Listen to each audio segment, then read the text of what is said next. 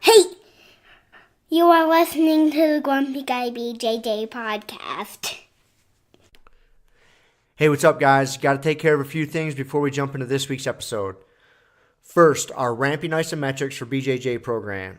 It is a 12-week program, all laid out for you. It's going to help you build strength and cardio in the fastest, safest, and most convenient way possible.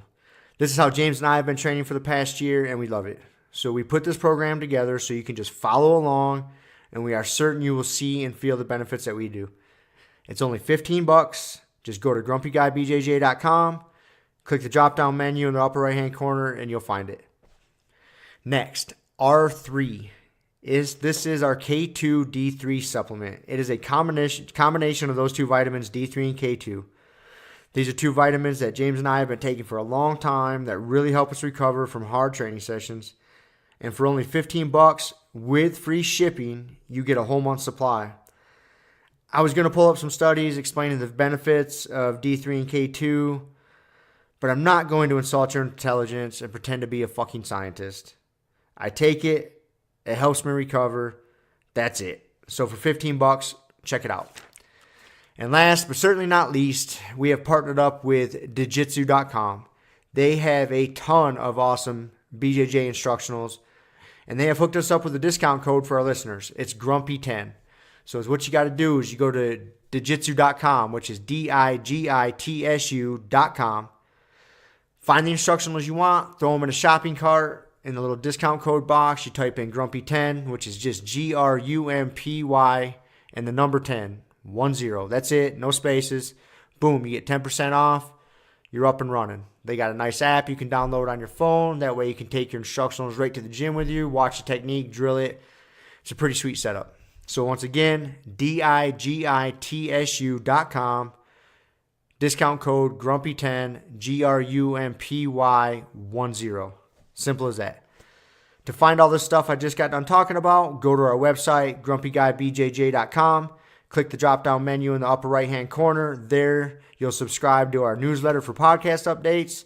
You'll find links for the Ramping Isos program, the R3 Recovery Supplement, and then under the Programs and Products tab, you'll find a link to Jiu-Jitsu.com. And let's be honest, if you guys can't figure out how to navigate a website by now, there's nothing I can do to help you.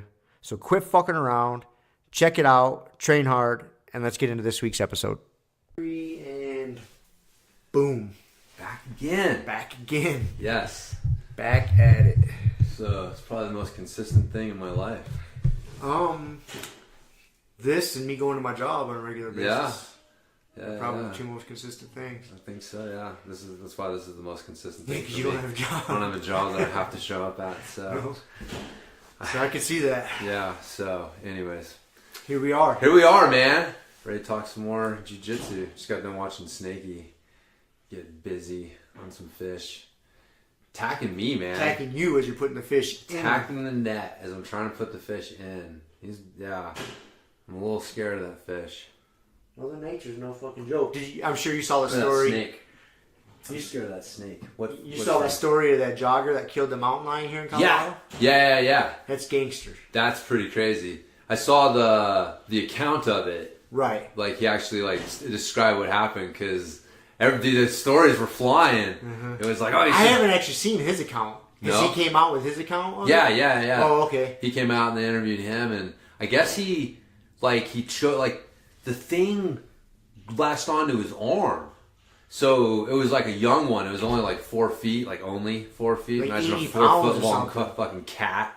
So he did what you're supposed to do, which is arms over the head and making noise. And he said the thing fucking charged him and latched onto his arm.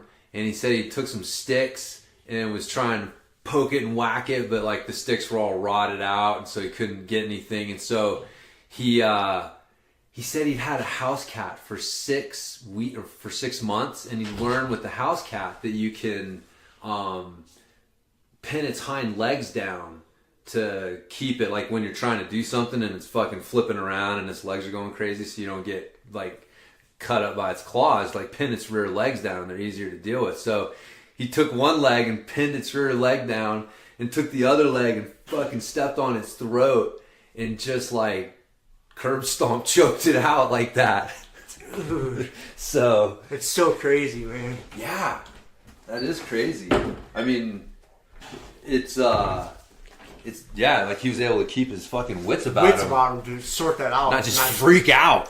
Yeah, he sorted that out like a champ. Yeah. So yeah, and what was funny, I guess, is they said that by the time they got back to check on the body of after he'd gotten away and told them what happened, like other animals, it had been partially eaten by some other animals. And I'm like, where the fuck is this guy hanging out? Where you got mountain lions attacking you, and by the time you get back with the authorities, that motherfucking thing's already been eaten. Like, what kind of predator things are just chilling in the bushes? Coyotes. That you don't even know. Coyotes are there eating that carcass. Yeah. Fast. They're opportunists. Yeah, I'm probably. sure Man. that's what. I'm Jumped sure on that's that what it thing was. quick. Yeah. But still, I was just like, holy crap. Yes. I mean, that's probably no different than we're in like lunch loops, man. No, You could easily there's run mountains across out shit here. there. Like, Yeah. a lot. Yep. There's a lot of them. I'm sure of it. And I've seen fucking big coyotes out here. Yep. Some small coyotes too. There's my story of Hawk. I'm sure I've told you this one before. Like I was riding with him, and he likes to chase rabbits, and I saw something rip across the trail in front of me, and Hawk was hot on his tail, and I'm like, damn, that's a big rabbit. And I look again, and it's like a coyote. He had like a medium to small size coyote on the run. He's just chasing the thing down, like yep, getting after it, and I was like, man, that dog's nuts. So the coyote's like, I don't want no part of this fucking thing. Get away from me. Dude, you can't take Mother Nature for granted. Especially we No. live in the mountains. There's all kinds of shit that's gonna fuck you up. I was thinking about that just on my drive to Denver yesterday. Like, even all week. Like all week, I was just dealing with snowstorms and shit at work. Yeah. Like it was pretty gnarly all week long. And then even on it was a Thursday, it was coming down up in Telluride. It was coming down good enough. Like I made it through part of the day, and then come about like 4 o'clock in the afternoon or so, I called my boss and said, "That's it. I'm shutting it down. I'm coming home." Because like if I don't leave now, I don't know like what the pass is going to be like. It's just going to get more and more dangerous the longer I stay here. It's just because it just keeps snowing. It's like I'm done. I'm shutting down. I'm coming home. He said, "Yeah, that's cool. Whatever." And then I drove to Denver yesterday for my MRI and back. And I woke up early, and because I knew the roads are going to be shitty. Like I was on the road by like 6 a.m. Friday morning, and dude, it took me like 5 hours almost to get to Denver, just due to a little bit of traffic, but I was ahead of most of it, and weather. Just had to go slow, and I started thinking like, dude, that is not an easy run of the mill drive. No, the whole drive, because you got the Beck Canyon, which, if the weather's good, isn't too bad, but it's still a twisty, turny canyon. There can be rocks and shit. Then you got Glenwood Canyon, which there's always rock slides in there, and that road's just fucked up. And there's always accidents and shit in there. Then you got the passes. You got Vail Pass and Eisenhower Tunnel, which you get a shit ton of weather, and it's steep. And like, that is no fucking joke. Like, if you take somebody that doesn't have a lot of experience, or some tourist, from fucking Iowa or something, flies into Denver and then rents a vehicle, is going to drive up over the passes, and you don't have any experience driving through the mountains, like, too many people take that shit for granted. Like, dude, I've been driving for my job for like the past 8 years of my life. I got a lot of fucking experience driving. I feel pretty confident, but that's a lot of practice. And there's a lot of people out there that don't have that practice. Like Kelly, for example, she grew up in the middle of the goddamn ocean in fucking Hawaii. And if you were to put her in a car and say, get up over the mountains in the middle of the winter time. 4 left turns and here's your license. Like, that was the fucking test. Right. And then you send someone like that, like up over the mountains, like that is a risky proposition, it is. dude. It is not just driving from point A to point B. You can make it. And I really think a lot of people that make it without crashing, it's just fucking dumb luck. Yeah, dude, our cars are amazing. Yeah. Our cars are amazing. Yeah, our cars are amazing. You get all-wheel drive and traction control and all this shit. Yeah. Definitely makes up for a lot of driver error. Yeah. But yeah, man, I hate that drive in the winter. It's no joke, dude. No, it only takes one thing too, man. Yep. One person getting in an accident, one rock slide, one whatever, and then you're just stuck. Yep. Because it's like you're in the mountains. It's pretty fucking remote. Like it's not like there's an exit every quarter mile or something. It's like Yeah, no, there's nowhere to go. No. You're just sitting here. You're just sitting there. You're sitting there, and or they're rerouting you 5 hours over some other pass or something. I've had that happen. Yep. Like, yeah, that's It is, we man. We live in a beautiful place, but dude, the winter, yeah, you got to take it for it's real. You can't underestimate that shit. No. And then I think, is where you see people making those mistakes is, one, they underestimate it, and two, they get in a hurry. Like, if you got to be someplace at a certain time and you didn't leave, you didn't give yourself 4 hours. It's a 4-hour drive. You need to plan on a good day being a 4-hour drive. I gave myself 5.5 hours. Like, I left at 6. I didn't have to be there. Technically, I gave myself 6 hours. I didn't have to be there until noon. And I'm an experienced driver. I was like, dude, I gave myself 6 hours to make that drive. And it was still, I cut it kind of close. And thankfully, man, if I would have been in a hurry, that's when shit goes sideways on you. Yeah. You start rushing, trying to haul ass down one of them passes. Dude, yeah. I had one time I drove over Vale Pass when I probably shouldn't have. And, dude, I remember, it was just wild. It was insane. It was like cars off on the side of the road everywhere. People turned backwards. I remember a couple times distinctly, man, driving by someone. They're off on the side of the road in the ditch, turned backwards, and the look on their face is like, what the fuck just happened? And I'm just like, dude. And we're driving, Kelly's Toyota Camry, right? And yeah, there was one time where I went to hit my brakes and just started sliding. And you start thinking all right, well, we're going to crash. So, you start calculating all right, where's the best place to crash? If I'm going to crash, right, I got to deal with it. But it's just to get to that point where you're like, man, all right, I'm crashing. I got to make peace with that. And you come out of it and you're like, fuck, dude, I don't like being in situations where you're pretty sure crashing is a real reality. I'm going to try to avoid that one. So, yeah, that's why when Kevin's always like, oh, fight to win in February, it's like, I ain't signing up till the week before. I need to know what that weather's going to be like. There's no way on earth I'm it's supposed to risking my life. Dude, it's supposed to be shitty all week too. And that drive next weekend is not going to be any good. I'm heading the other direction. Yeah. Going to Scottsdale. Get the hell move. out of the cold. That's a good move. So sick of it. After this week, I am done with winter. Because pretty much my snowboard season's done because my knee's not great. Yeah. And after dealing with all the snowstorms, this week, I'm like, that's it. I'm ready for springtime.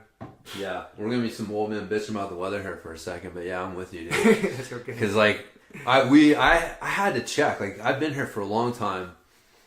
This isn't the worst winter as far as cold goes.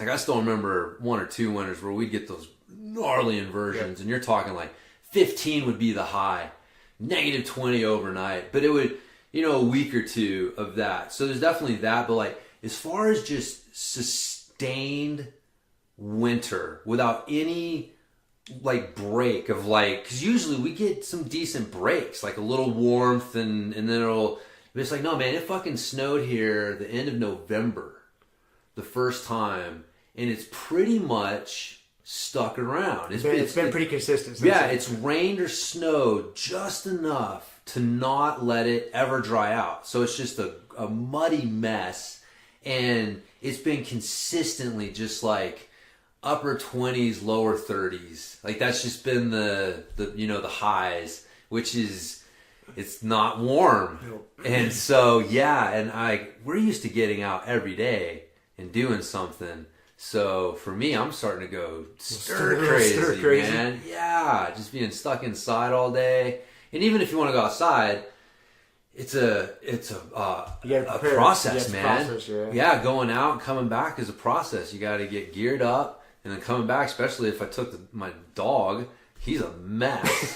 There's just no way to help it. It's muddy everywhere. So then I got to clean him up, and it's just So I know it's bitching about first world problems, but there's still problems, man. So it is problems. There you go.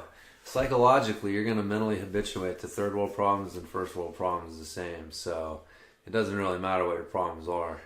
You're going to fucking eventually find your happiness set point. I was reading that last night, actually. What's that? What is it? The happiness hypothesis? Yes. Yes, thank you. Jonathan Haidt? Yes. That's my next one. Okay. I finished Coddling the America. Was it Coddling the American Mind? Yeah. I think that's the title of it. Yeah. I finished that one. Okay. And the Happiness Hypothesis. I think because I got his other because he's written a few books. I think that's the other one I grabbed. Yep. I'm gonna read that one. Yeah, next. that one's good. I'm liking that one. Right. Yeah, there's a lot of stuff like it's interesting. The Social Leap, and this one have a lot. There's a lot of the psychology and the studies and some of the insights to like our mind and why we do what we do.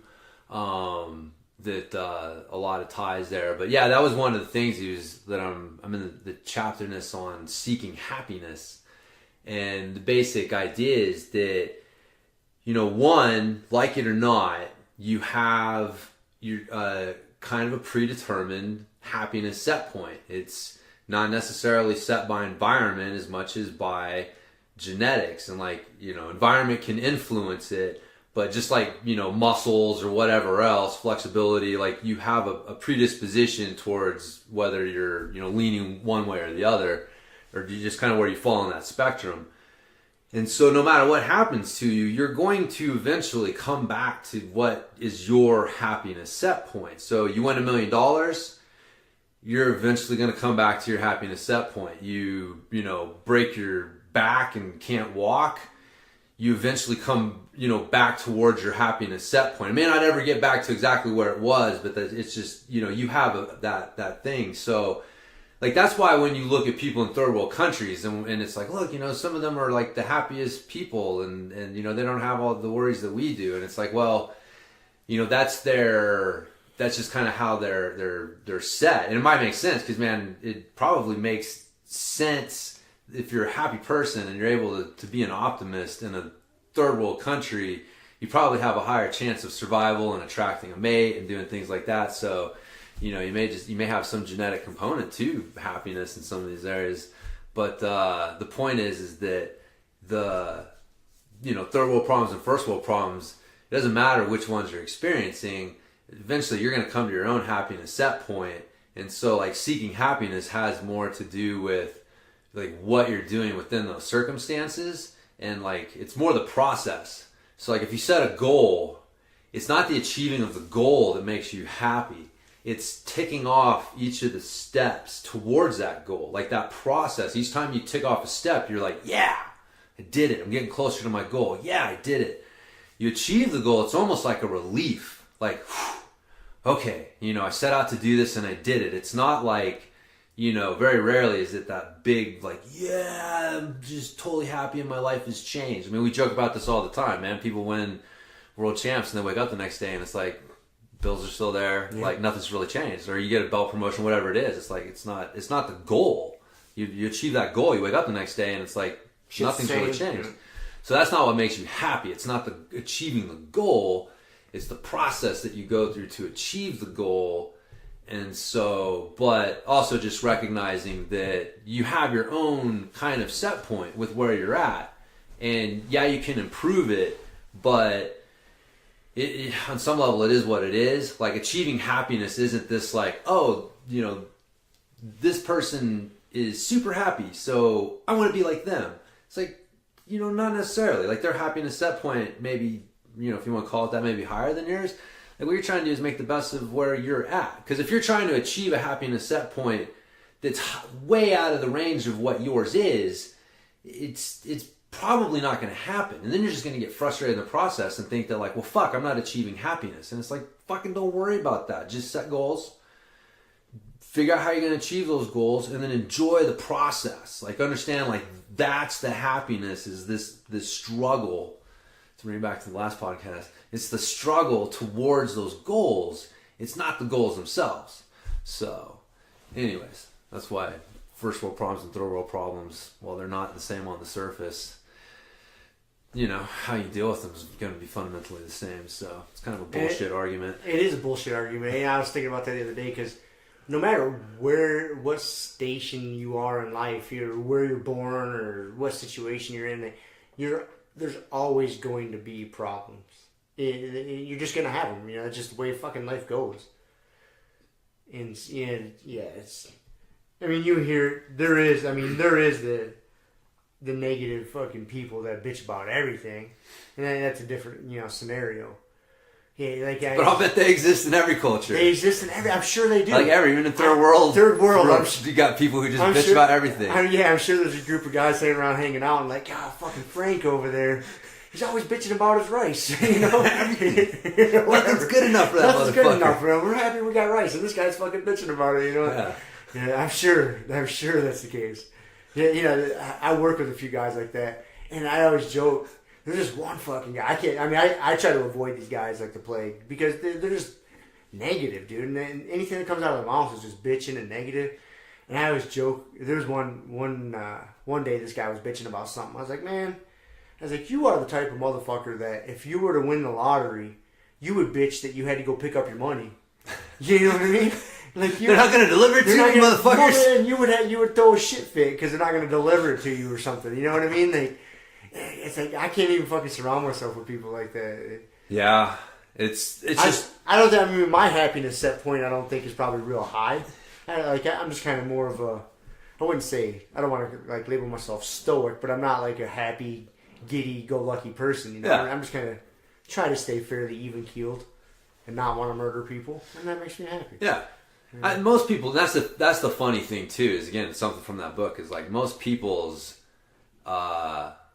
They have a negativity bias, and it makes sense from a evolutionary standpoint and all that stuff to have a little bit of a negativity bias to always, try to because if you're happy and you're satisfied, you're not driven to do shit. So that's the balance, right? Like, what if you take that away? Why do you want to do anything? And it's kind of been like one of those arguments with like the AI shit, right? It's like, well, okay, if they don't have any emotions, like what the fuck is their, why are they going to do anything? Why are they going to be motivated to do shit? Like, cause your emotions pretty much motivate you to do the stuff. So yeah. And you see it in my experience anyways, through all the different jobs I've had and the different groups of people I've been around. Like most of the real negative people are not your healthiest people in any way, shape, or form. They're usually, I've seen a couple different iterations of it, but two of the most common ones is the guy's either super overweight, just fucking fat and lazy and just bitching about everything, or he's like the skinny fat, you know what I mean? Just unhealthy the other direction. Yeah. Like super scrawny, never work out, usually a smoker, just angry at the world. Drinking himself into an oblivion every weekend, coming back to work on Monday, bitching about the world, and just repeating the cycle over and over again. But both of them generally are like super negative. And the reason I bring that up is because that it's connected, man. It's all part of it. Like being healthy physically will help you be healthy mentally. Yeah. And for you to try to separate the two, it's foolish. Yeah, you can't do it. They go hand in hand. They can't do it, yeah. Yeah. No, that's what's good about jiu-jitsu, too, because it gives you such a great physical and mental stimulation. When you fight, volume on everything else gets turned way down. There's a lot of stress involved, too. I mean, people are just stressed out. When you view the entire world around you as a giant threat, right? And, like, everybody's an asshole. Everybody's out to get you. It's a stressful way to view the world, and it's not fun. But unfortunately, just people don't know any better. People don't get taught this stuff. They don't get taught the concept of. I mean, the core concept he talked about it on the interview, but the core concept of the whole happiness hypothesis is the analogy of the elephant and the rider. How like your subconscious mind is this elephant and your conscious mind is this rider, and they're separate, but they're not separate. And they got to learn how to work together. But just understanding that, you're at the mercy of basically what amounts to an elephant, and if it gets going in a direction, and the rider just sits there and does nothing. The elephant's not going to stop itself. It's going to keep blasting in that direction. And so if you have this negativity bias, which most of us do, and you aren't taught that, like, look, man, that's normal. Like, you're not a bad person. You're not abnormal. Everyone deals with this. No one is born knowing how to deal with this shit. We all have to learn how to do it, and here's how you do it. Which is basically try and break, we talk about all the time, you got to break those cycles, those thought patterns, and put something more positive in their place. And that's basically the rider trying to slow that elephant down and get it turned in another direction. But if you've never been taught that, it's like, how do you begin to, like, figure out how to cope with that shit? I agree with you. Because I think there's a lot of people that don't realize they're basically riding an elephant, so to speak. Right. To use that, most people, they think they are the elephant. They think they are the elephant. And you made the statement that unless they're taught that, how do they know that? But then so I start thinking back to myself, not saying I'm some fucking enlightened individual, but I can't put my finger on, like, somebody telling me this shit or me coming across something that put me on the path to start trying to learn, to understand myself. Like, I don't have, like, a specific person that pointed me in that direction or a specific incident that was a catalyst for it. Like, I don't know. Yeah. Why I started doing it, like, thinking about that or becoming aware of it. Yeah. Because it really makes me wonder. I started. Maybe it came from, like, a place to, like, trying to, like, be just a better human being. Maybe that was, like, through lifting weights or, ultimately jiu-jitsu. Because then you start recognizing patterns of, like, things you do. And then you start paying, like, why did I do that? Because you'll perform an action, you'll do something, and then hindsight, you're like, why the fuck did I make that choice? And you start thinking about it. And then you realize, like, man, that's just my habit. I don't even realize some of these choices I'm making. They just fucking habitually just happen. And I'm just kind of at the whim of all these bullshit fucking subconscious thoughts and thought patterns and habits. And until you start thinking about it and really, like, going through that uncomfortable stage of, like, really analyzing yourself and why you do shit. Yeah, I guess it's a weird thing, man. Like, how does somebody come across, start learning how to do that? Like, my parents definitely didn't teach me that. And I don't fault them for that, what I mean? I don't know, it's weird. Yeah. That was a bunch of rambling that probably didn't make any sense. No, man. Well, I was trying to sort those thoughts out in my head. I'll throw two things out there. Because I think that I had kind of similar exposures. Is man, people will poo poo on it, and pee pee on it too. I guess. So, but man, Christianity in general challenges you to control your thoughts on some level, to look at yourself, to not be jealous, not be angry, don't judge people, so. It's an exposure. It's like, hey, like, you should be able to control your thoughts. Like, someone makes you angry, you should be able to not get angry at them. Or, really, like, the big one is don't judge people. Don't be a hypocrite. And try and put yourself in other people's shoes before you start casting a whole lot of stones at people. So, that there. And then also just martial arts. Like, being exposed to martial arts. I mean, I think, you were exposed to martial arts pretty young. No, well, yeah, at the age of 5. Right, yeah, exactly. So just, again, like, the martial arts in general recognize the mind-body connection. And that if you can't control the mind, you're going to have a hell of a time controlling the body. And you have to be able to discipline yourself. You have to be able to... there's things that you do. And so, like, intrinsically, you start to try to figure out, how do I tame my mind? Because you realize, like, your mind is holding you back from performing.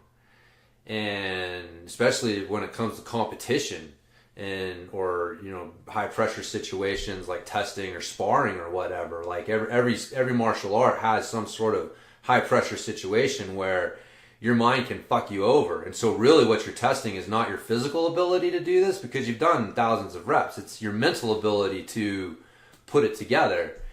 So I think that those two influences kind of, get your mind going in that direction. And so, but then where it goes from there as far as like just, oh wow, this expands past this to like, I keep fucking up with, you know, certain things in real life. And so how do I fix that?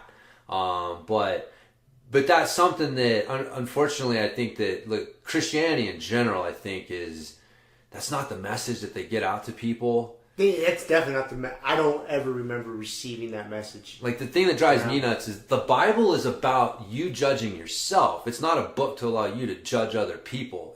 But that's not, everyone uses it as a book to look at and go, here's these fucking rules. Are you living up to these rules? Yep. Nope. Well, guess what? You're going to hell. It's like, that's not the point. That's not what, like, if you ever actually read the fucking Bible and you read the New Testament, what Jesus said, he never said to do that. Like, over and over and over again, it was like, mind your own fucking business. Worry about the log in your own eye, asshole. Don't be a hypocrite. Like, over and over and over again. And, like, never once was he like, hey, you see someone who's fucking up? Go get him. Like, he was not part of the call-out culture. Like, at all. It was not his deal. Like, at all. And it fucking pisses me off, man. Like, honestly, like, the shit that gets misconstrued as, like, what Jesus taught. And it's, like, the way that it gets fucking totally manipulated to give people a justification to feel superior and judge other people. It's fucking madness. Because it's not what it is. And if you actually use it for what it is, it's really powerful, good shit. But, you know, anyways. I mean, yeah, no, that is not my experience with it at all. You know, it wasn't mine originally either. You know, and it turned me off so much from it at a young age that I never, until, you know, in the past few years of my life, never opened my mind back up to it. Yeah. Because I was so turned off by it. Because to me, it was very judgmental. Us versus them. And it was like, it was so hypocritical. Yep. Like, I saw so many people that were balls deep in Team Jesus and completely fucking up in their own life. Maybe that wasn't a good No, dude, I love it. That's great. But you know what I mean? Yes. Like, I saw so many people in my life like that were just Bible thumpers, like, go to church 2-3 times a week. Like I say, balls deep in Team Jesus, but their personal life was in shambles. And I couldn't make the connection as a kid. I remember, you know, young teen, you know, 10, 11, 12, 13, up, you know, finally when I got to the age of about 15 or 16 is when I was like, that I'm out. And I put up a physical fight. Literally, I was willing to fight my mom and dad. Like, I'm not going anymore. Right. Like, we will scrap right here now. I am done with this nonsense. And you guys aren't polluting my brain with this fucking shit anymore. And because to me, that was my experience of it. I was like, what is going on? Because I saw, it turned me off. And then until a few years back, I started to come around like, oh, okay. That was just the way the message was given to me. Yeah. That really wasn't. Maybe I took it wrong. Maybe somebody was trying to give it to me properly, and I just wasn't open. It's always a possibility, man. And I wasn't able to receive it, you know, because I was such a knucklehead, which is very possible. But I don't know. It is a shame because there's a lot of good lessons to be learned in it. Yeah, for sure. I had to go back and start reading it again through kind of new eyes and realizing like, whoa, like, yeah, like there's a lot of really good stuff here. And if you actually read, especially to me, like the thing that I find interesting, like if you're a Christian, like the whole point is like you're a follower of Jesus Christ. Like it's what the name implies. Christian is like that's who you're professing to follow. And so, okay, so Jesus Christ was here, and Jesus, you know, we got the 4 Gospels, like, and then you got some of Acts and what, but you pretty much got the 4 Gospels, which is like that's the account of what Jesus came and did and said. So, it like reading them, like starting at Matthew, Mark, Luke, and John, just reading from beginning to end, you start to realize like, holy shit, there's a story here. It's a really interesting story. And there's patterns to what's going on and being said and how this is playing out. And it's really interesting. But you don't get that from the usual way of studying the Bible, especially in church, which is where everybody open their Bible to Matthew chapter 10, verse 5 through 10. We're going to read that now. Turn to Galatians 5, chapter blah, blah. And it's just this like fucking, what they're basically doing is they come into it with a point they're trying to prove. And then they start giving you scriptures that back up their point. Like, that's kind of how studying the Bible is usually approached. And even like getting books. Like, this book is going to tell you how to lead a better life. And so, look at these. This is how I think you should lead a better life. And here's the fucking scriptures that back that up. And that's totally different than sitting down and saying, all right, we're going to read Matthew chapter 1. Now, what does that say? What did you get from that? And then let's read all of Matthew from beginning to end. Let's have like a book club thing. Let's just kind of discuss like, well, what's going on in the story, each chapter here. We're not trying to prove anything. We're not coming into the discussion with a point to prove. We're reading a story, and then we're discussing the story. And that's totally different than than how it's usually approached. But when you do it that way, you start to see like, wow, there's this totally different thing here than what I thought was there. And again, maybe I missed it as a kid, but just the way that it's usually approached does not, like, you can't come at it the same way. You can't come at it with this like chopped up version of the Bible trying to back up your points, and also see it from like this, let's read the story and let's discuss the story. Those two things are incompatible with each other. And this shit just doesn't work anymore. Because I believe like Christianity in this shit was originally the former. It was like, let's discuss this stuff. Let's have an intellectual discussion about these things. Because again, if you read, especially like the Gospels and how Jesus handled things, he asked a lot of questions. He was he led a lot of Socratic discussions, basically. It wasn't like statements. It was like, well, what do you think? Really? So what you're saying is this? Huh. So what you're saying is this then? Okay. Very good. It's like, or he dropped some fucking knowledge on him. Like, hey man, you guys are wanting to fucking kill this chick. Let he without sin cast the first stone. Okay, you guys profess to believe this. This is coming from your own religion. I'm just throwing it out there. So with that on the table, get after it. Right? And it's like, that's a totally different way of coming about this stuff than how it usually is. And it's just, I find that it's insulting to the knowledge and the wisdom that's contained in that book, just what it's been turned into and how it's viewed by most people. So anyways, there you go. I got a feeling this is like the first conversation of the cult that we're going to start. We'll be asking for donations. To build our first church. Become tax exempt. Yes! I think this is where dude, Scientology. This is where it all starts. This is the beginning. This is part of it. Dude, this is the long con. This is the I don't believe a word I just said. It's just part of the... This is the beginning, buddy. We're setting the groundwork, so when we go to apply for the tax exempt status, we can point back and James say, is sitting here with a captain's hat on. It's just like L. Ron Hubbard. Yes. Get some medals. Medals. You have no idea, bro. No idea. We're getting a magic school bus. Yes. The beginning of it. So, Jiu-Jitsu and Jesus. That's it. Jiu-Jitsu. There's got to be some sort of homogenation of that where we can put together Jiu-Jesus. No, that doesn't work. Jiu-Jitsu. Yeah, we'll figure it out. Yeah. So we'll figure it out. Send you guys a PayPal link. Yeah. Donate. So, anyways, there you go. Random fucking discussion there. I don't know how we got there. But let's go down another third rail subject. Yes. So I went to Denver yesterday, and after my MRI, I would walk over to one of my favorite Middle Eastern places to eat. You know, it's a busy time. It's Denver on a Friday afternoon. This restaurant's over by the Capitol. Yeah.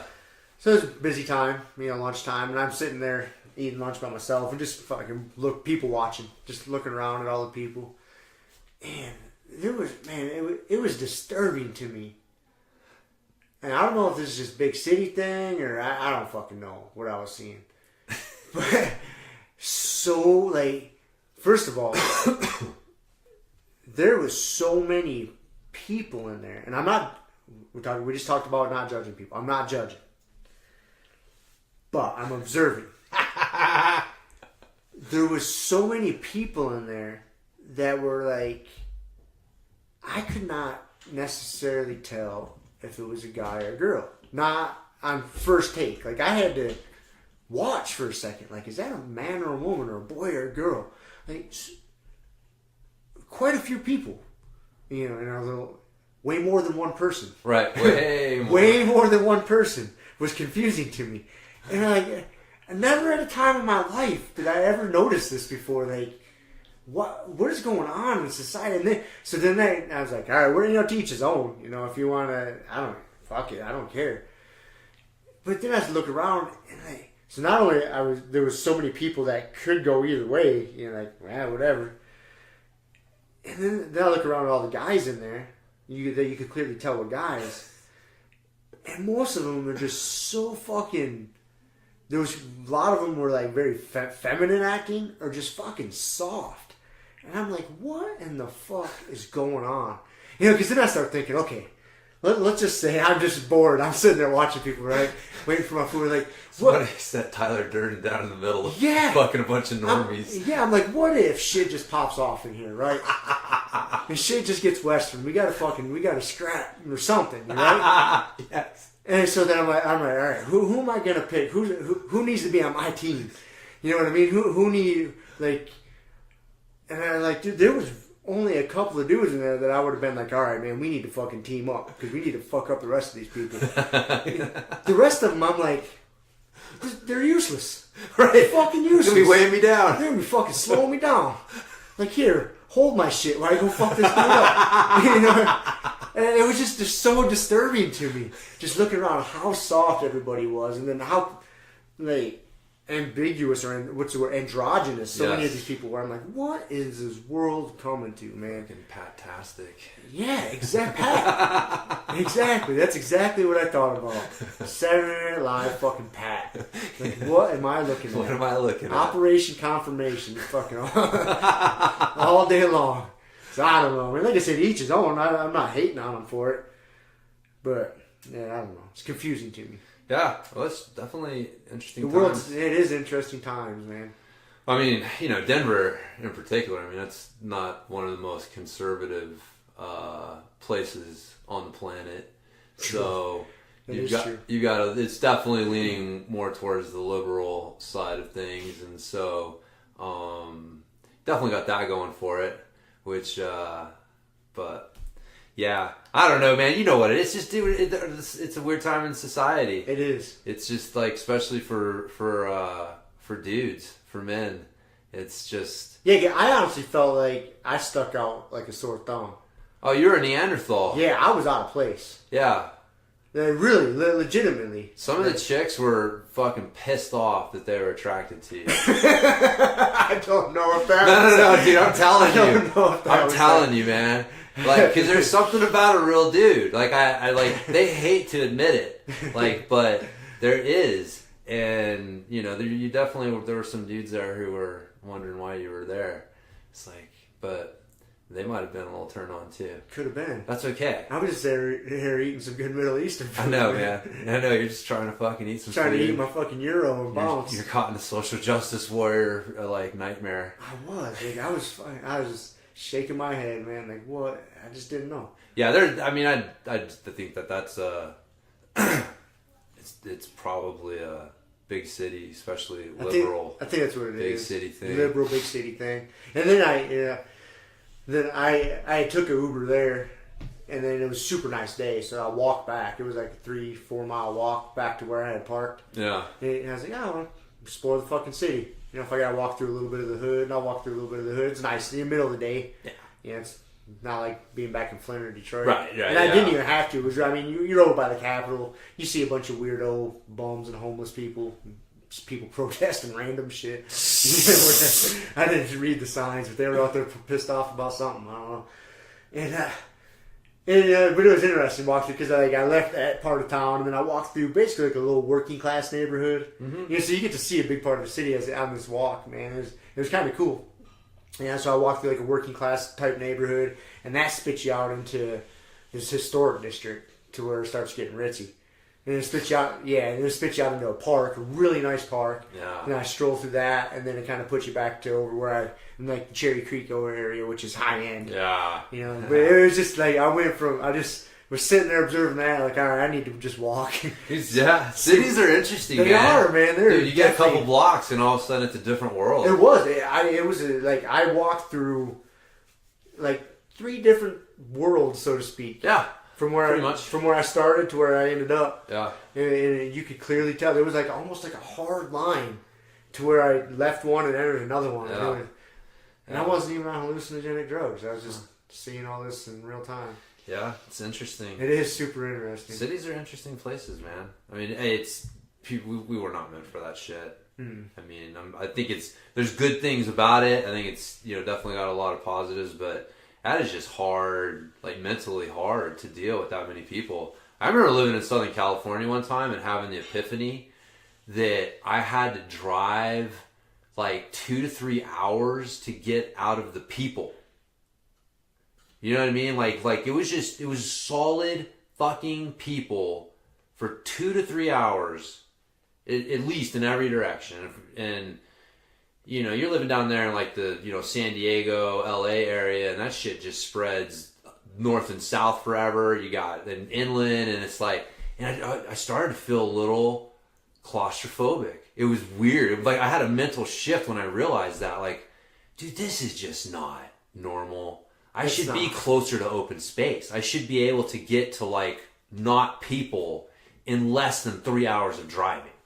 So it is a totally different mindset. You have to, I do say though that as I could live in a big city if I could set my life up to where I could walk or ride a bike to almost anywhere I needed to go, or public transportation, trams, buses, trains, whatever the case may be.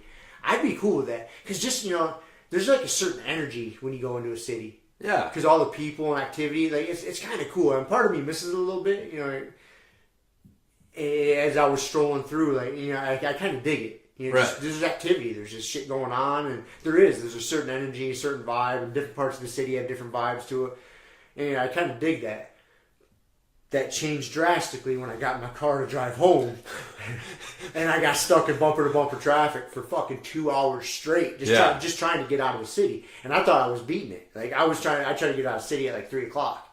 I think everybody else is trying to beat it at 3 o'clock. Everybody else thought the same thing on a Friday afternoon. Head out into the mountains at 3 o'clock. So literally, like the first 2 hours of that drive was just bumper to bumper, just slow creep. Madness. Dude, I like. And you realize this is somebody's every day. So dude, I was about to lose my shit. Like I was literally about to fucking snap. I'm like, oh my god, how can you? Because there's nothing you can do about it. No, you're fucked. Yeah. You got to get to where you're going. No. And this is the road there. And all 4 lanes or fucking 3 lanes are bumper to bumper. And you don't want to start playing the magic lane game. Like, oh, that lane looks like it's moving faster. That game sucks. That game sucks because it's not going to win. No. It's a crapshoot. 10% of the time it might work. Maybe. No, I know, man. It's hallucination. It's bullshit. Yeah, I've had it work once, dude. I remember. I started playing. It was legendary. I started playing a little bit, and then I caught myself.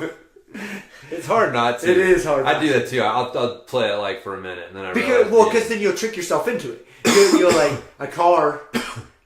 It will go by you like something that sticks out, like some sort of pickup, something, and then you see it way up there. You're like, man, that fucker's going so much faster than me, and so you trick yourself into like that lane's better. That lane's better. I gotta get in that lane. You get in that lane, and next thing the lane you just got out of starts hauling at you. You're like, motherfucker. Yeah. So it's an illusion. It is an illusion. Yeah. So, it's I know, man. It's tough. We went back and forth. There was a bit where Kayla and I were thinking about trying to move back to Southern California because that's where we met. I mean, it's a nice area. Beautiful area. That's why there's so many goddamn people there. Yeah, there's just too many goddamn people. And they're like off their rockers now. Like, it's just like California's just gone so far left since the last time I was there. Like, it's just so expensive. It's not the same place, man. Literally, Denver's a cool fucking city, man. There's so much shit to do there. Yeah, Denver's a cool city. And you still have all the mountains, easy access. Yeah. If you're like, James, you have to live in a city. Like, I'd probably pick Denver, man. Yeah. I think really unique that way. But anyways, yeah. Yeah, it's cool as shit. But again, it's like that too because it's expensive as shit nowadays. Yeah. Yeah, and if you gotta drive around, fuck that, dude.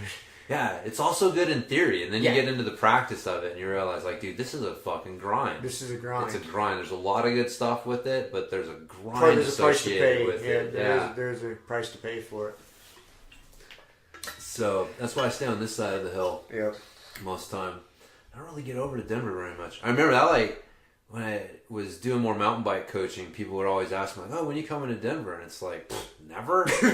What the fuck am I going over there for? Like, I have way better trails over here. Like, just if we're talking, like, coming somewhere to ride, like, you need to come over here and ride. And two, like, have you looked around how many people there are? Like, what is my motivation to drive over there? Especially anything mountain bike related. Like, Yeah. Can I please go over there and fight with a bunch of pissed off fucking trail users? No. So, yeah. But people from Denver are like, it was like, wait a minute, what? Like, you don't, like, just make a pilgrimage to Denver on a regular basis because it's the big city and you just come here, like, for shit all the time? And I'm like, no. Well, I bet at one point in time, I guarantee at one point in time that was kind of the routine because there wasn't shit out here in Grand Junction. Yeah, well, the trails have always been. The trails have fucking always good. been, but Yeah. you know, for normal everyday living, like Well, people just think, like, if they live in the big city, like, everybody wants to come here. Like, wait a minute, why do you not want to come to Denver? Like, why would you not want to come here? This place is too many fucking people. Exactly. That's why I said it was weird. Like, I started to realize, like, I was probably one of the first people who'd ever just told him straight up, like, never. Like, I don't want to go there. And you could tell there was, like, some wires crossing. Like, what do you mean?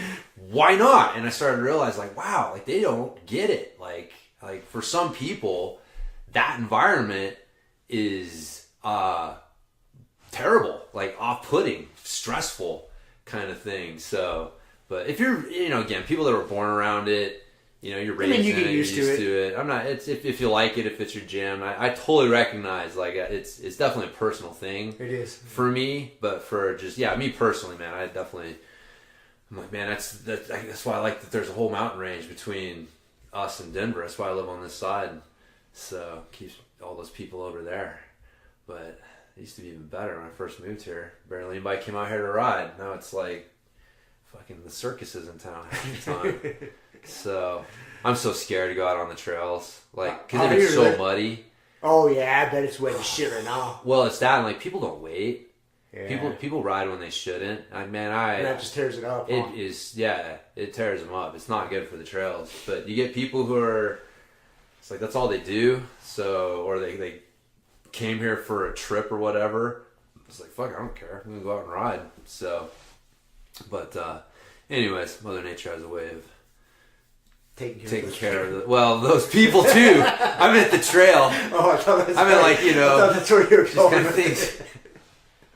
She does. I was like, man, we got mountain lions and shit. It'll sort them out. Coyotes and whatever. Coyotes, vultures. Yeah, no, not quite that. No, but I don't wish that on people. No, that's. Hey, that dude killed the mountain lion. I wonder if he got to keep it.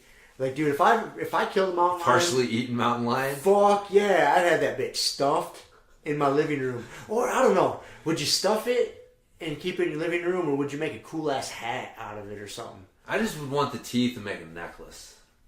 That'd be Give cool. me the fucking teeth. That'd be a cool fucking move. Or the teeth and the claws. Ooh. All the sharp Make shit. a badass back scratch out of the claws. Yeah. That's what when you want the necklace out of the claws, and you got the fucking fangs that you can make into a back scratcher. The claws, I don't know, man. Those claws will probably tear you up. You can file them down, hit them with a drum. That's true. So you can scratch your back with it, not tear That's your true. shirt. Not tear your shirt. Yes. It's a family heirloom. Grandpa killed a mountain Grandpa lion to killed make Grandpa's this back back scratcher. You have to. Dude, if I killed a mountain lion with my bare hands, I would definitely have some goddamn memorabilia for it. Something, dude.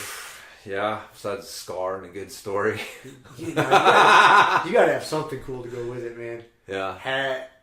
Picture scarf, with it. Picture with it. Something. Post it on Instagram. Get a bunch of fucking hate. It's not like he went out hunting it. He was protecting himself. Man, you know what though? You know there's some crazy motherfuckers that'd be like, You were in his territory, and I wish he would have won. He should have killed you. You should have been able just to fend him off and let him go. If you were in his territory, you should have just opened your jugular to him. Open your jugular. Just lay down and showed your belly. Lay down and showed your belly, because you were in his territory, man. I know there's a lot of hippie motherfuckers. Violence. Do you really think there's somebody out there that? Do you really think there's not? Do you think there's not somebody extreme enough to believe that there is no reason to kill an animal under any circumstances, including self-defense? God damn it, you're right. But I want to think that there's not. I do too. You know what? I understand, man. You shouldn't just go out and abuse animals. No, I'm not saying that. And you shouldn't go out on your jog, like tying a T-bone to your leg. Trying to draw them out. Trying to draw them out and attack them. I'm not saying this either. Female mountain lion urine. Yeah. You're not trying to purposely fight these mountain lions. I mean, I don't know. I wonder if he has received some hate, via fucking Twitter or something from some super crunchy granola. Wow. Hippie motherfucker. I bet he has, maybe. I bet somebody's throwing that out there. The mountain lion should have won. Like, how hard is that to throw out on Twitter? True. Fucking Leaf Eater 88, you know? Leaf Eater 88. I mean, he doesn't even have a name, nothing. I mean... Just an egg. Yeah, could it be his best friend? Leaf Eater 88. Pissed his off. best friend trolling on him. That'd be terrible. But, it sounds like our group of friends, though. I could see one of us. Oh, for sure. For sure. I would totally do that. When you guys kill the mountain lion.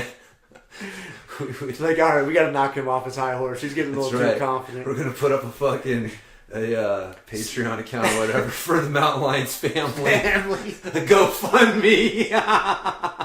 For a proper burial. For a proper burial. And we're going to put 10 pounds of meat out there and leave it. However much meat that dude would have consisted of, we're going to buy and put out there.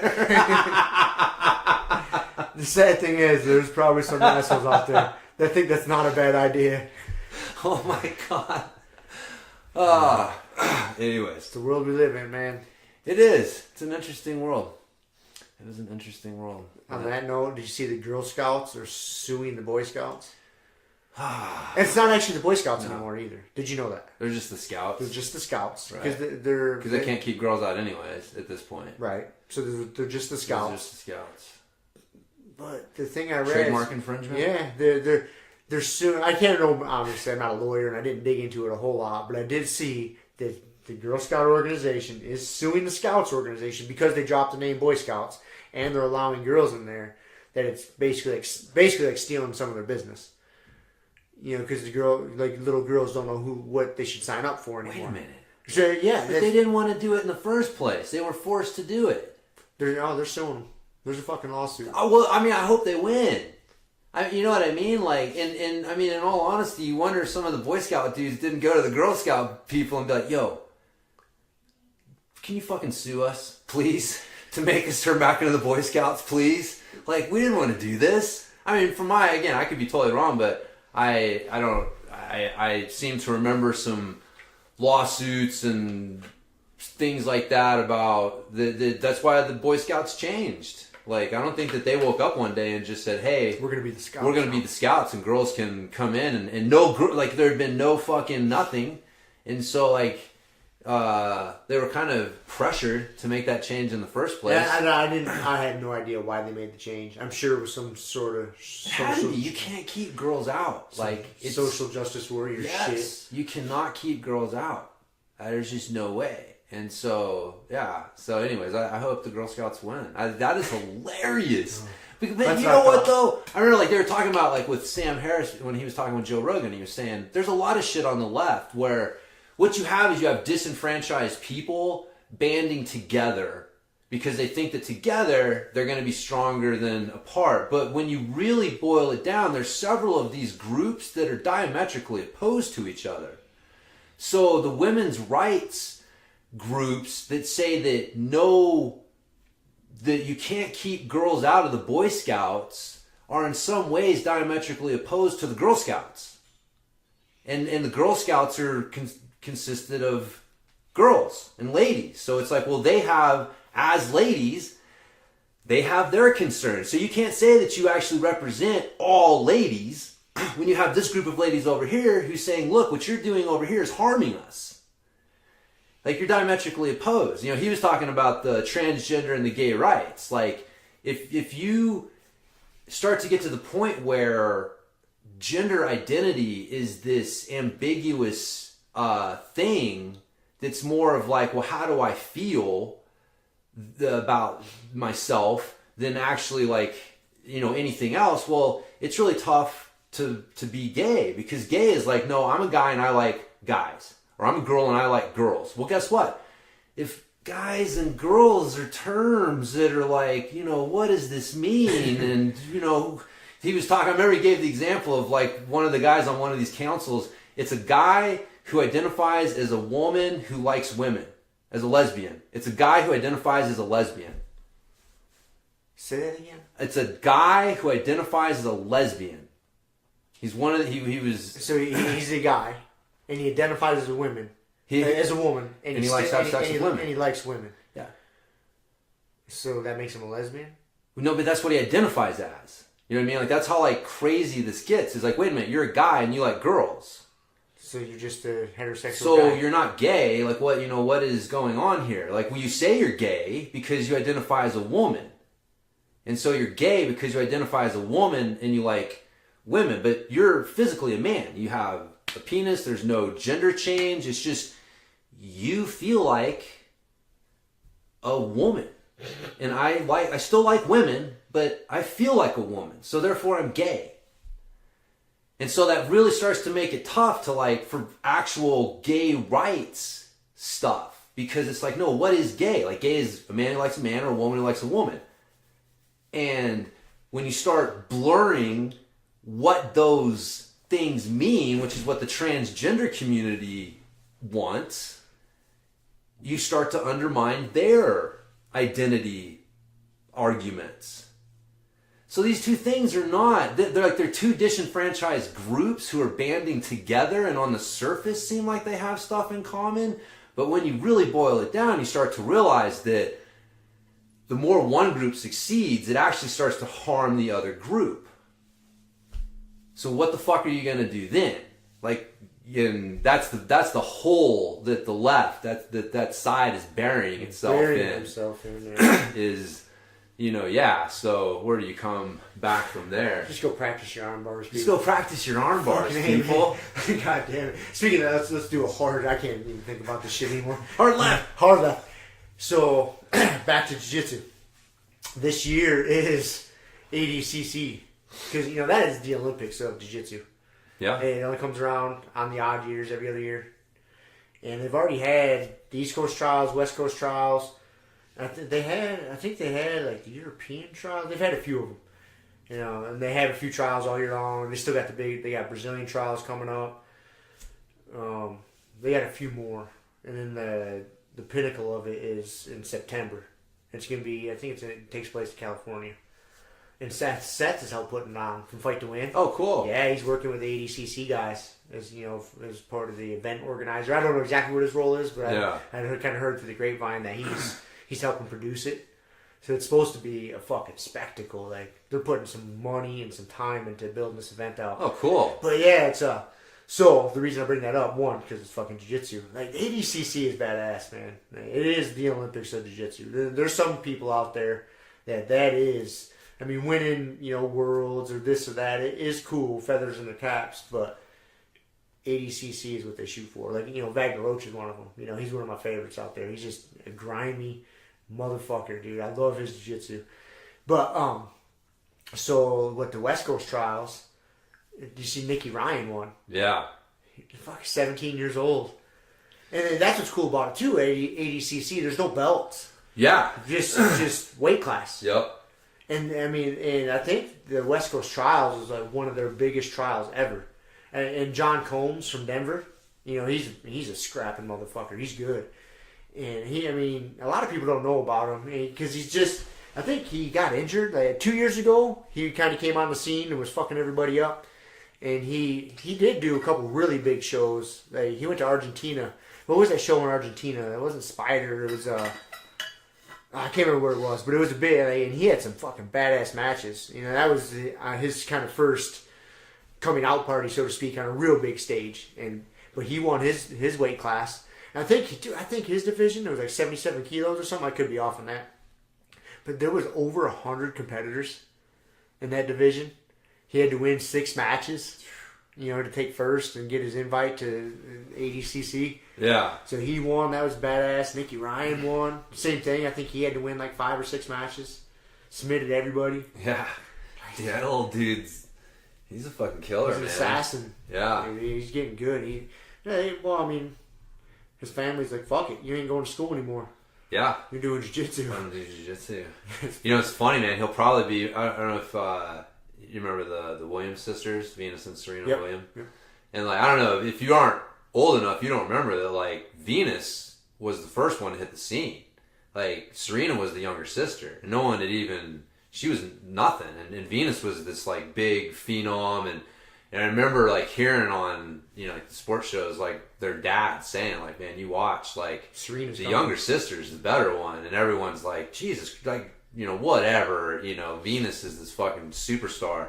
And then, yeah, Serena hits the scene, and now she's the one that everybody knows. And you forget that, like, Venus was actually the fucking first Dawn one. But I kind of think, man, when I watch Nicky, I hate to say it, man, that dude is fucking, there's something, like, how do I put this? Like, when you look at him, he looks like a jiu-jitsu savant. Mm-hmm.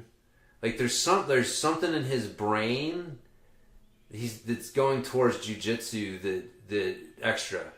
I don't know how to put it in like a negative way. Like I don't like, but I think that like he looks like, you know, that like he's I don't know how to put it. I'll just say it like somewhere like falls somewhere on the scale, the autism scale, the spectrum. You know, very light, but it's like. But you see him move, and you see the things he does, and you just kind of see him, like, you know, talk and things, and you're like, dude, this guy is thinking about jiu-jitsu in a really interesting way. Well, think about this. Look at what he's getting brought up in. I mean, the kid's only 17, and he's been training with his brother in the Dominator Death Squad since Lord knows how long. I mean, he could have been in there at the age of 10. I don't know when he got started training, but I'm going to speculate it was pretty goddamn young. Yeah. And so his formative years... is to when he's figuring. I mean, when you go through your teenage years, you're really trying to learn how to be a human being. You really don't know, man. It's an awkward time in your life, man. And you're surrounded by these type of people. Yeah, you see 10-year-old kids in our gym. How many of them are fucking like really? Like, but they're not immersed in it. Right, but because they don't want to be. Like, how many 10-year-old kids want to be? You know what I mean? Like if he was and he is like, it almost kind of speaks to what I'm saying. Which is like he's wired a little differently. Yeah, I agree with what you're saying, but I guess what I'm getting at is because I saw it firsthand because I got a younger brother. My brother's 4 years younger. Yeah. And any sport, you know, for example, I mean, he's a better athlete than I am. Yeah. But I attribute that to, like, for example, like ski racing. I got into ski racing, started doing it more seriously around like 9th grade. You know, 14, 15 years old. And I had been skiing since like the age of 8 when I started racing around, let's say, 15. Well, my brother's 4 years younger. So he sees me doing that at the age of 11. And he's like, oh, my older brother. And, you know, he looks up to me, you know, and he's like, oh, my older brother's doing it. This must be really cool. So he starts taking it serious 4 years younger in his life than what I did. You know what I mean? So basically he's got like a 4-year jump start. And, you know, so my parents, no, I'm not faulting anything, but like my parents kind of make some mistakes and stuff with me as I'm going down, pursuing this athletic endeavor. And they see like, oh, we kind of fucked up this with Rob. Let's do this right with Tony. You know, but it's just part of human nature. Yeah. It just, you learn, you live and learn, you make mistakes. And so that's what's happening with Nicky Ryan. Like he's coming up in his he sees, you know, he looks up to his older brother. His older brother's really successful. And he's around, I mean, when you're a younger brother, and you get to hang out with your older brother and his friends, that's cool as fuck. You know what I mean? That's really cool. And so, oh man, they're all super deep and super good at this jiu-jitsu thing. This is what makes them cool, and they're letting me be part of it. so I need to be really good at it. You know what I mean? Like it just it forms different connections. No, there's definitely like younger siblings. Definitely like they tend to like walk faster and talk fast. Like when you've got someone that you're looking at, and they're when you're watching an adult do it, especially it's like it's a different world. But you see another kid do it, especially like a sibling, and you're like, because you look up to it, I can do it. You look up to an older sibling, kind of the same way you have reverence for like an adult. But they're more like you. They're closer to you, so that you can see yourself doing it if they're doing it. Right. And so, like, no, I totally agree with that. I just, I think the teacher and the student type thing, like, I think that Danaher and the way that he thinks and his systems and the way that Nicky Ryan's wired, like, I feel like those two things. Good mesh. Yeah, because I don't know what it is, but when I watch him wrestle, like I feel like he's even working through the systems. Like it's like a fucking, like a chess match, It's like he just is just thinking and always has a fucking answer for it. And he knows exactly where he's going, and it's this like effortlessness. It's like, whoa, that's weird. He's seeing it different. Yeah, he's seeing the matrix. He's seeing the matrix. Yeah. He's seeing the numbers. And even like Gordon's really good, but he's still not like. Not I don't know. I don't see quite the same level of ease with it. And I know he's going up against bigger guys and it's a little bit different thing. So I know it, but this is just the eye test, man. I can't put words on it, but I'm like, dude, Gordon Ryan's really fucking good. But that Nicky kid is weird with how good he is. Like weird in like the best way possible. Like when you see every once in a while, man, like a Usain Bolt, you know what I mean? Like, dude, you see something and you're like, that's different. It's different. It's different. I can't put my finger on it. I really think, it's a matter of the dominoes kind of all being stacked in the Oh, yeah. Dude, environment and athlete and coach and everything meets together. It's and all just perfect. It's all just kind of meeting up. Yep. Yeah. And I think that's what we're seeing. And it's going to be exciting because he's growing and he's filling out. And the little kid's looking jacked now. Yeah. He doesn't look like a little kid anymore. He's getting bigger. And you see the DNA. Like, Gordon's not a little dude. No. So I'm sure Nicky's going to follow that path. Like, he's filling out and he starts getting into his man strength. Watch out. Yeah. You know what I mean? Yeah, like, watch man. the fuck out. Yeah. I don't know. I'm interested to see where he goes, for sure. But, unfortunately, probably be like a lot of these guys get going and then fucking transition into MMA. So. And that's... They can start making some money at it. Yeah, it's hard. I guess that is hard because it's not spectator. It's not. We've talked about it. It's but not you know what? There's spectator-friendly. even a difference between making money and making MMA money. Like that's the problem. That's the problem. Because not even like Pimenta, he makes a living off of jiu-jitsu. Like he makes money. Right, but he ain't making. But if someone can't prize fighter money, right? You're not making MMA money. No. And so like that's the problem. Is like you can definitely like doing seminars and privates and coaching and sponsors. Like you can definitely make a decent living as a jiu-jitsu athlete, like probably better than at any other time, before. But it's still not. It's not the same. MMA money. Mm-hmm. So that's the siren's call, and then plus two, just the whole baddest man on the planet appeal. It is a cool appeal. It is a cool appeal, man. It is a cool appeal, but that's an MMA world. We're talking about that's where I think it's hard if you don't have a little bit of a fighter in you, because you're getting the fucking shit kicked out of you. It's hard to stay in that world if you don't have a little bit of I enjoy fighting. Mm-hmm. And unless you're just like John Jones, just so good that you're able to not get touched and as much and get hurt or whatever. But I don't know. I think that's why a lot of jiu-jitsu guys don't transition really well. It's not so much like a skill thing. I think it's like that mindset thing. Like what makes a good jiu-jitsu guy. Like I don't know that there's definitely good jiu-jitsu guys who I'd put in that fighter category. Wagner's probably one of them. He just likes to fucking scrap. Right. But I think a lot of jiu-jitsu guys fall more in the athlete or artist side of things, and then you get into. You think you're going to be able to transition into MMA, and you get into that, and you realize people. It takes a little bit different box. I got to live in a different box to mentally to live here, and it's just not who they are. you know? And so it's like easier to just go back to doing jiu-jitsu. So not getting punched in the face. Not getting punched in the face. Yeah. That's a big one. Yeah. I don't know, because it's weird, man. I mean, you see it all the time. People come in, they're like, dude, you know, BJJ black belts are really fucking good. And it's like that transition to MMA is like, it's tough. It's a different sport. It's totally different. Totally different thing. Totally different thing. So, yeah, I mean, that's one. It's cool. Like, on some level, man, I'm always a little jealous. Like, you got to do a fight, you know? If I was younger, like 10 years younger, getting into jiu-jitsu and stuff like that, like, it might be one of those things, like, just to do. You know? Like, I really believe, I mean, yeah, it's different when you get started jiu-jitsu later, but if anybody who's starting jiu-jitsu at a younger age, you know, early to mid-20s or younger, like, I think for your development of jiu-jitsu and to give you a different thought process of it, to have an MMA fight or two, I think it's important. Yeah. I really do. And, I mean, I ended up having, you know, 6 amateur fights. And bottom line, like, I just like jiu-jitsu more, man. Like, I don't like getting fucking punched in the head. Right. It's not fun. You know? No. Getting kneed in the head and kicked in the head and punched, that fucking sucks, dude. And, yeah, jiu-jitsu's fun. And to me, that wasn't so much fun. But, yeah, but you get started later in the game like you did, I wouldn't advise it. Yeah, dude, I just know. There's no point. No. There's no point. The risk reward is so tipped in one way. Yeah. It's it's not gonna. Yeah, I don't see. That's like mountain biking, man. Like I've said before, I can't imagine trying to get started in mountain biking at 40.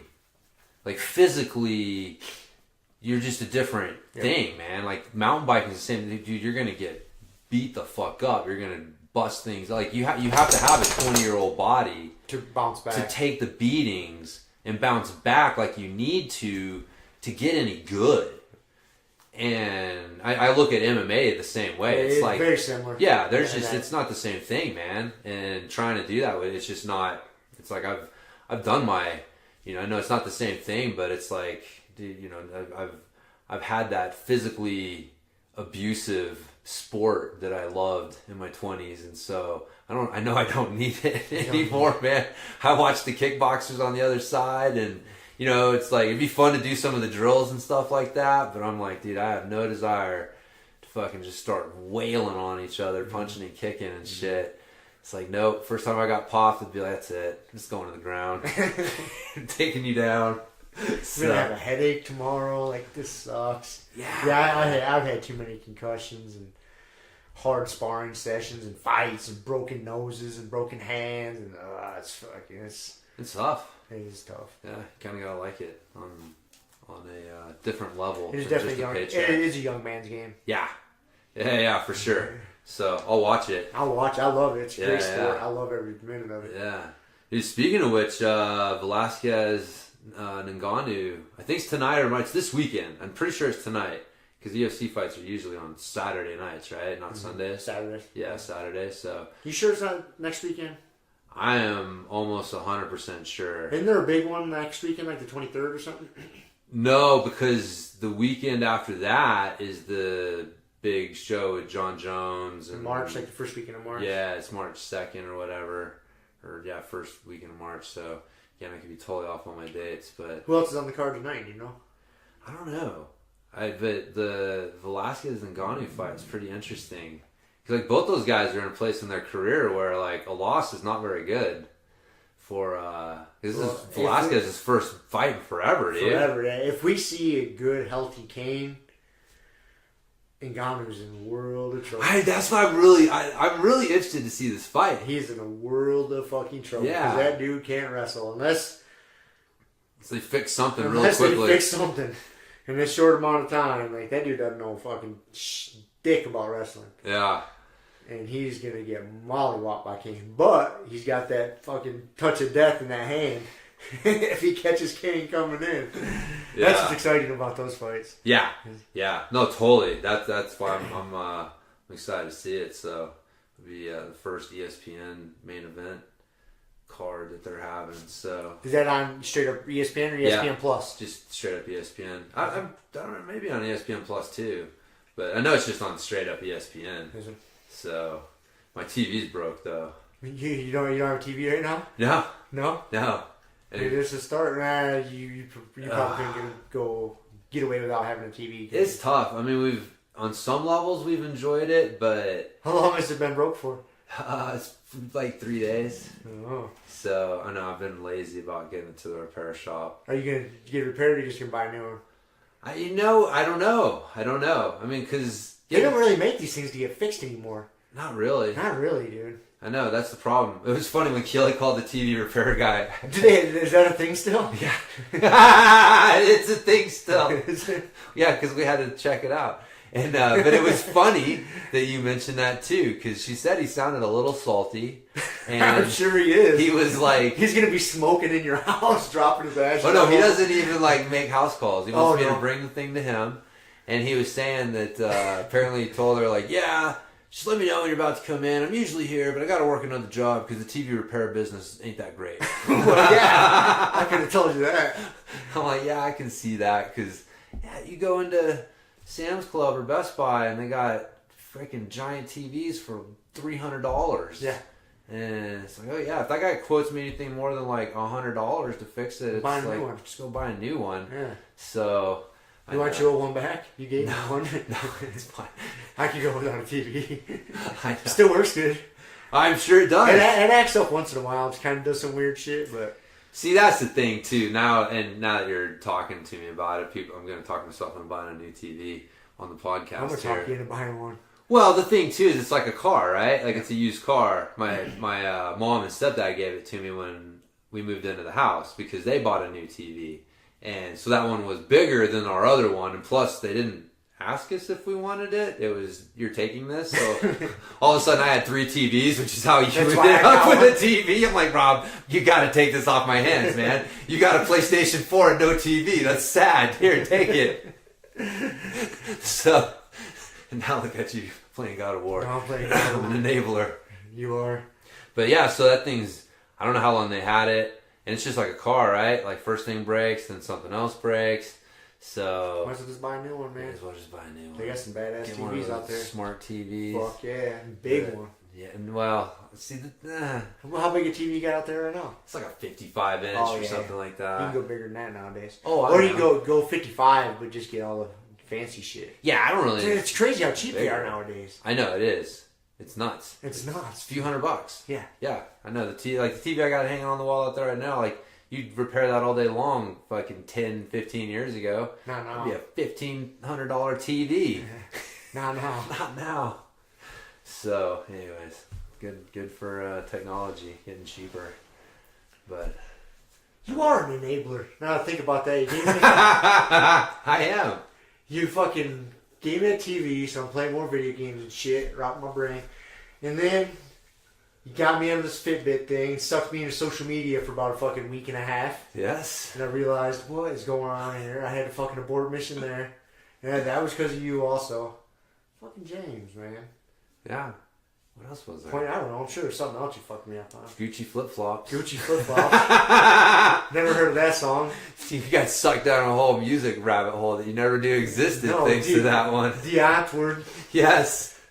There you go. You know, I think you exposed me to that nonsense at one point in time, but I did. shunned it. You did shun it. And then I came back across and rediscovered it like I discovered it myself. And then, exactly. That's how it has to happen. Yeah, I know how it is. I'm the same way. You are the same It's like a fucking half-guard sweep or something. You're It's like I've been shown it a million times, but then I find it on YouTube, or Donna Her says it in a sexy New Zealand accent. You are and all of a sudden I've discovered it. That's just like the argument we got in with the circuit breaker at the gym. You were determined to turn off that one circuit breaker. And I was like, James, it's only this one and this one. And you're like, no, it's it. I'm like, dude, why would I lie to you about this? Just do those two. Do you know how many times Kevin would come in and yell at me like, who's turning off this fucking third breaker? I'm like, I don't know, man. Well, it wasn't me, because I'll be honest with you, I've only turned off all the lights through the breakers. Because again, we don't have light switches for all the lights at the gym. So you got to know which circuit breakers to turn off. I've only done it like a half dozen times maybe. Which is why one day I was finally like, fuck this shit. I went and grabbed a marker And then I didn't realize what happens is it's the lights in the front. Right. So you can turn them off through the circuit breaker. So when you're at the circuit breaker, you're like flip, flip, flip. Hey, all the lights are off. Yay. So now I understand. It's like the thermostat, whether it's a north or south facing thermostat. The way I look at things doesn't always mess with the real world. But I figured it out. Yeah, the thing is I understand that. I'm not going to fight it. So I'll stop flipping that one off. Now comes the full circle back to knowing yourself. Yeah. Taking the time, sort it out, figure out your tendencies. That's right. And accept them. My elephant wanted to argue with you, but I was like, just told myself, Rob must know something I don't know, because he seems pretty sure too. And I remember just laughing because you were arguing with me. I'm like, and I remember chuckling. I was like, James, why would we argue about this? Like, it's just the circuit breakers, man. There's no reason for me to It was only because I was so sure, because I had spent like 10 minutes. I remember just fucking rolling. I remember laughing to myself on the drive home after that. I was like, fucking James. I was so sure that because I had spent time training myself that was how you did it, and I marked it with the markers. That's why I'm like, look, I got to figure it out. I got to figure it out. So there you go, man. Anyhow. Yeah. Anything else we should talk about? I don't know. Just any I think we can end a few Pimenta insights. He was in town training. We were talking about twist. So bummed I couldn't train with him more because my fucking knee. Yeah. Man, it's agitating. Anyways. And the furline D thing. That was an interesting. I didn't get to experience it because I didn't get to train play with on him. his part. But yeah. Fur on the inside. Fur lining. How thick? Like it was about as long as my hair? Longer. A little longer. Man. Yeah. It doesn't help for you guys listening to this podcast. It was probably I'd say a little less than an inch, 3/4 of an inch. Really? Long. Yeah, it was definitely fur. It wasn't like fuzzy. It was fur. And it was it looked like it was dark and light, it looked like wolf skin, man. I swear to God, the funny thing when I grabbed it, I'm like, this motherfucker killed a wolf and lined his gi with it. I'm sure that's I don't know why. I'm like, that was my first thought. I'm like, he's got wolf's fur on the inside. It must be from a wolf he killed with his bare hands. Yeah. With his mount cross choke. Exactly. Killed that wolf, took it to the seamstress and said, put this in my gi. And just dropped the carcass. It was no good for him, my friend. Dropped his gi top, dropped the carcass. Said, make it happen. Right. I can totally see Pimenta doing that. In my mind, that's totally within the realm of possibility of him. He's mythical status in my mind. So, but yeah, anyways, as I thought about it though, it's an interesting play. I mean, if you roll all the time, and it's got to feel better. Well, dude, yeah. Just think of how often, and I won't never bitch about this, and I never have, never will. But just on that note, how often is the back of your neck raw from your gi? Yeah. If you're training all the time. Yeah. But it does. It just gets tore up. Yeah. You go to scratch back there and you're like, oh, you get in the shower, some hot water hits it. And you're like, but you just. Yeah. It's just part of It's the only thing I can think of. I can't believe it grants him a performance advantage. Other than just the psychological one of fucking with people. The WTF that goes through your mind first time you reach into someone's collar and you're like, what am I grabbing? So, but that was I never even thought about that, your neck getting rubbed raw. So that helps it. Yeah, I mean, dude, he spends all day in his gi. I mean, when trains all the time. When he's doing that's all shit, he does. He just trains all the time. Trains or training people, and so I could see that. Yeah. So I never thought about that. I could not put a reason to it, but now that she said that, I guess I could see that. The reason I couldn't ever put a reason to it was. Anytime I've ever heard somebody bitch about their neck being raw from jiu-jitsu, I just write you off in my book. What? Get the fuck out of here. You gotta figure though, it gets rubbed raw on a different level. Right, when you're training that much. I mean, that dude lives in his gi. Yeah. So that's what I'm saying. Yeah.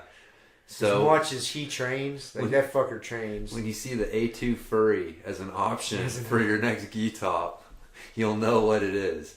But anyways, had a private with them. You were at the seminar. Who'd you do the private? You and who? You and me and Kelly. Nice. Yeah, went over said some guard passing stuff, open guard stuff. It's hilarious. I'm trying to explain to him look, how do I keep a wrestler from just running around my guard? It's like embarrassing how easy it is for someone to just run around me sometimes. Like it really it makes me feel like Jesus Christ. Like as far like this, I know nothing. Like this is ridiculous how easy it is for someone to run around me. And so, you know what I mean. I know exactly. You know exactly what I mean. If you don't come in at any, like if you stay around and just start running around me, like it's eventually I stop. I can't keep up, and then you get around me and I'm done. And so, especially wrestlers, like fucking Brett just comes flying in, grabbing for my head, and it's like, well, fuck, goddamn, what is going on here? And so, anyways, I'm trying to explain this to him. We don't have, Nick, our Google translator, there. So I was like, damn it, man, when he wasn't there, because you got to make sure you're explaining, like, you want to explain things correctly so he can answer the right question. That's why I always joke with, like, you got to ask him the right question. He will give you the right answer if you ask him the right question. And so, so that was one of my big things. He gave me some good advice there. And again, typical Pimenta, you're like, really? That's it? Okay. Like, I'll do that. But it was interesting. He just basically said, like, because my problem is I try to get grips, right? If I get grips, it's not so bad because I can slow people down. What I really run into problems with is when I'm not able to get grips. When I'm sitting there and someone just real quick, like, gets a grip and moves. And I realized, well, I'm making two mistakes. One, when I get a grip, he was like, you got to hop in. Like, you can't fall back. Like, I tend to get a grip and sit back and and try to get a foot in the hip and start stretching them out. He's like, no, you get a grip. Get underneath them. Get underneath them, like a butterfly sweep. Like, hop underneath them, and get those feet up. And start, he's like, too much space. He's like, when you fall back or sit back, too much space for them to pass. I'm like, okay, that makes sense. And then he's like, but when they get a grip first, just fall back. Fall back and throw your legs over your head, basically. And you'll be able to use whatever grip they make. If they grab your pants, that'll give you a grip. It gives me, that's my grip. Yeah. And it's like I can use that as something, right? Or at least just to keep my leg in front of them. And I realized, like, oh, when they start to go run around me, I'm trying to get a grip and then move. And by the time I get a grip, it's too late. And so if they beat me to a grip, I gotta move. And it comes back to the test I failed, right? Is you just weren't solving the right problem. Yeah. Wasn't solving the right problem. Solving the right problem. That's why I love Pimenta, that's all it is. Whenever you're having a problem in a position with jiu-jitsu, it's because you were thinking of the wrong problem. You were seeing it incorrectly. Yes. You thought problem A was problem A, but really that was like problem C or D. That's still where I'm at with side control. I'm convinced that like my whole like I'm not looking at solving the right problem with side control. For bottom side control. Yeah. Because like I know what it's like with other positions. You know what I mean? Like I've seen like, oh, once I understand what problem I'm trying to solve here, the answer becomes self-evident. Mm-hmm. And man, when I'm in bottom side control and knee on belly, and sometimes it's like, I don't know what the fuck to do. And I'm trying to do stuff, but it's not because I really know what to do. I'm just trying to do what I know. And you're trying to do something. I'm trying to do something. I'm trying to do what I know. I don't know what to do. Right? There's a difference between those things. Yep. And so like that's what I'm like, I am still trying to solve the wrong problem with this. And so like on my mission with trying to figure out like side control escapes is like, I'm not trying to add to my, drill. I'm trying to figure out like I'm looking at solving this problem wrong. Like even like I know that the side control escape, but I'm not really understanding. It's like an algebra problem, right? Like I know the answer, but you don't know the order of operations. Exactly. I don't understand what the equation is that it's really solving. And so I just know the answer, and I can throw the answer out there, but if you ask me to explain, like... Show your work. I'm like, God damn it, Kevin, I can't show my work, and then I'm just smashed. So, that's exactly it, and that's why like, I love talking to Pimenta, because I've had some of my biggest aha moments from him where you realize, like, oh, I'm solving the wrong problem here. Once I understand what to do... Like that's why jiu-jitsu's so easy for that guy. No matter what problem you throw his way, he understands exactly what he's trying to solve. You may not even understand what you're fucking doing to him. He's like, oh, I know what to do here. Boom. And then it's like, oh, he's doing that. Oh, I know what to do there. Yeah, that was like you just said, yeah, whenever he comes through, there's always, I don't know if it's always an epiphany, but there's always something major I pick up. And it's taken a minute, taken him coming through a few times for me to kind of understand him as a human. Right. You know, to figure out, because the more you get to know him and see how his brain works a little bit, the more you can extract from it. Yeah. You know, does that make sense? Oh, yeah. Understand how he thinks. Oh, you start seeing like, oh, okay. Yeah. I see what's going on here. Yeah, and that was like the two big things I really picked up this time were like, yeah, just solve the correct problem. And if you're having a little bit of trouble, it's not because your technique is flawed. Well, that could be part of it. It's more than likely you're just focused on the wrong problem. Yeah. That's all it is. Yeah. Just solve a different problem. Yeah. And that and the twisting pressure. Yeah, the twisting. The twists that he does. It's hard to explain in an audio podcast. I'm not going to even try. But just how he twists and the angles he uses. Very, very rarely is he linear, like in and out. Right, yeah. It's twist. If he's going straight, it's because he's killed every other thing. He's already done the angles. All the angles, done all the hard work. And he just needs through. to finish a knee slice pass or whatever it is. But it's like, those... The twist. The twist to create the pressure is what's really good, too. It's not just a bulldog smash pressure, which in my mind, that's how I always see pressure. Like, pressure? I just need to push harder. Yeah. That's not the case. It's screwing him in. Yeah, it's like a screw. Screwing it in. It's like a screw, just slowly screwing into that piece of wood. Just Yeah. Just, it was funny, man. Just that X-guard defense that we were working, like it sums up his jiu-jitsu so good. It was just, that's where the twist came from. Twist, yep. It's like twist one way, twist the other. I've killed everything, and now I can start putting pressure down and go from there. And I say it too, like that was one of the things I wanted to work on was using more of the footwork. I see it as the footwork, but the footwork's basically from the twist. He's twisting and then using his position that he gets from twisting his hips one way to weave his feet in, and then he's able to twist another way, and it's like before you know it, he's like beats you with his feet, and there's nothing you can do. And I'm like, I love that. Like, and that was why that was important for me to pick up this time, because I was always I was confusing the chicken and the egg, or the cart and the horse. I kind of put the cart before the horse prior to his trip here this time, because prior to this, I was always just like enamored by his footwork. I'd watch when he was passing people's guards and doing things, like I'd watch all the shit he's doing with his feet. And so you try to emulate that, but I was looking at the wrong thing. It's not his footwork driving his hips. It's his hips and the pressure are driving the footwork. Yeah. And so I was trying to figure out I just put the wrong thing first. Right. But it's funny just making that. I'm like, I saw that this time, and I was like, Yep. Little light bulb. It's not a real bright light bulb yet, but there's a flicker there. I'm like, Yep. Okay. Like I got to explore it some more. Yeah, that was exactly my takeaway too, man. Get back to using those angles, because the passing we were working, it was all about twist instead of like trying to come in and smash the knees down. Just twist one way, back up, clear the leg, twist the other way, come back in. Just that easy. And it's like, oh man, all right, I'm going about this the wrong way this whole time. So, but.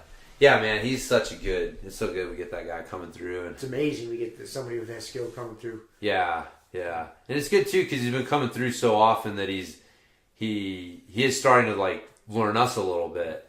And so, loosening up and having some fun. You can tell he's we tend to break everybody down. Not in a bad way. We train hard. We beat the fuck out of each other. We really do. And we love it. But we fuck around. Like, we got a pretty... We're always having fun, man. We're there having fun, man. Yeah. It's what we do for fun. We do it for a number of reasons. And so we got a really good vibe and a friendly atmosphere in there. We're always giving each other shit, saying some terribly inappropriate things. Like all the time. And that's just the way our gym is. And he's figuring that. He's... Yeah. How many times do we train with people it takes them a while. They first come in, they're kind of stoic. You know what I mean? And they're stone-faced, and they don't laugh and smile a lot. And we break them down. That's right. We'll see them smiling eventually. That's right. You'll see them. Like the two hung dudes, fucking Chris and George. Yeah. They want to be on our podcast. Do you want to be on our podcast? Yeah, Chris was saying they want to be on. I don't know if he really wants to be on, if he was just talking shit. He's probably just talking shit. Probably. This isn't easy, man. You think this is easy? Yeah, that's just good. We make it look easy. We make it look easy. That's right, man. I don't know if you fuckers are ready for this, Chris. Yeah, man. No, it's funny though, because they're like, we love those guys, and they're a good example of that too. Like when they first came, because you don't know, man. Like you definitely this can be a little bit of a macho sport, and even though people are usually pretty cool, it's not unusual to run into places that aren't quite as loose and friendly as we are. And so you come in and you don't know what to expect. You got these guys like talking shit and cracking jokes, and you're like, what? These guys for real? It makes me happy when I see Chris smile. I know, man. He's a happy dude. He's not like a grumpy dude, but he's a little reserved. And so I like being able to crack a joke and see him actually laugh and smile. I'm like, yes, I got him. Dude, he's always talking shit to me, man. He's always cracking jokes on me. I'm like, Jesus Christ. Go ahead. Every time I turn around, no, I asked him, I was like, oh, this was so funny, dude. You're going to get a kick out of this. It was like a fucking comedy routine, just bump type timing. I'm like, he had done a private with Pimenta, and then we were doing class, and I asked him, I was like, hey, man, what'd you ask Pimenta about? He's like, I just asked him about you, dude. It's like, how do I destroy James Wilson? And so he showed me like 3 or 4 bow and arrow chokes. That's fucking awesome.